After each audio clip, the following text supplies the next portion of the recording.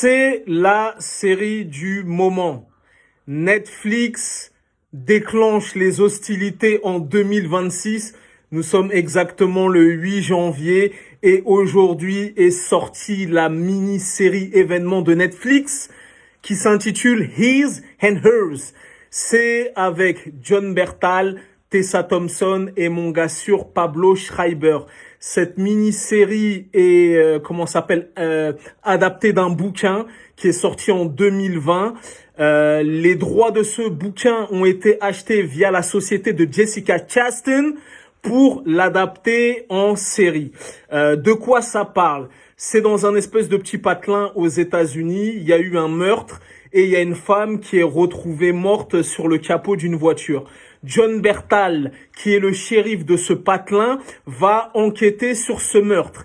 Et sa femme, Tessa Thompson, qui est une espèce de reporter de choc, elle va aussi enquêter. Donc du coup, ils vont entre guillemets se parasiter en sachant que Tessa Thompson, elle aime le sang, elle aime les histoires sordides, tout ça. Donc ça va compromettre l'enquête. Donc il y a 6 épisodes d'à peu près 43 minutes. C'est une mini-série, c'est sorti aujourd'hui. Si tu vas sur Internet, tu tapes en moteur de recherche His and Hers, le titre de la série, tu vas voir une espèce de propagande de terreur. Ouah! La série est incroyable! Ne ratez pas cette série haletante, interdite aux moins de 16 ans! Ouah! Il y a une espèce de propagande de terreur. Donc moi, pour le coup, j'ai regardé la série, j'ai regardé les 6 épisodes, c'est pas mal, c'est correct, ça se laisse regarder gentiment. Après, je te dis la vérité, ça m'a pas transcendé, tout ça. C'est un petit peu mou du genou, ça se traîne un petit peu en longueur, donc voilà, c'est un puzzle, et à chaque épisode, il y a des flashbacks, et tu comprends, et nanani, nanana, qui t'emmène jusqu'au dernier épisode.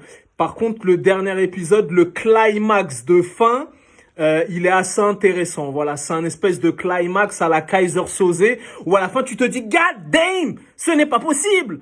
Donc voilà, c'est pas mal. Ça se laisse regarder gentiment. Qu'est-ce que je pourrais te dire de plus? Voilà, bon après des mini-séries, on en a vu à l'appel, n'est pas HBO qui veut. Voilà, c'est une série correcte, de bonne facture. Les acteurs performent, il y a une atmosphère, il y a une ambiance, mais bon, c'est un petit peu cuculapraline, c'est un petit peu téléfilm de M6 à 14h, voilà. C'est juste bien, c'est pas exceptionnel, c'est pas nul, c'est juste bien, et le climax final, voilà, le climax final, il est vraiment cool, voilà, parce que ça t'emmène sur des fausses pistes, tout ça.